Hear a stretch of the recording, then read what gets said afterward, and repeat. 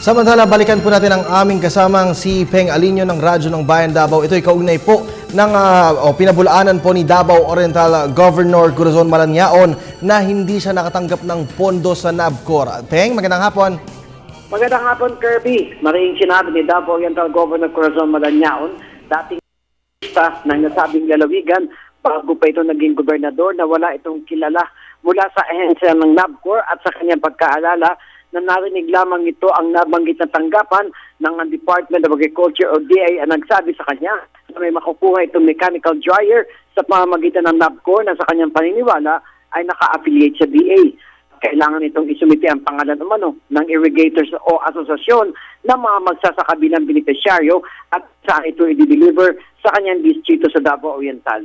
Maaarihan niyang ito ay lehitimong tulong ng DA sa mga probinsya pang-agrikultura tulad ng Davao Oriental. Wala din anya itong kinalaman sa pagbili o pagkilala sa mga bagay na ibinibigay sa kanila. At tama lamang anya natanggapin ito ang anumang bagay na maaari niyang maiuwi sa kanyang bayan na mapapakinabangan ng mga kababayan mga magsasaka.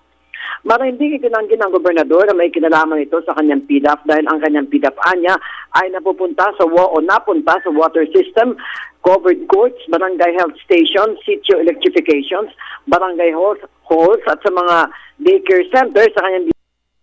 Kung matatandaan, inilabas ng NABCOR, may mga ilang opisyal na umano'y nakatanggap ng pondo mula sa kanilang opisina, kahit agad namin itong tinanong tungkol dito ang gobernador. Para sa Telebisyon ng Bayan, Peng Alinio, Radyo ng Bayan, Davao.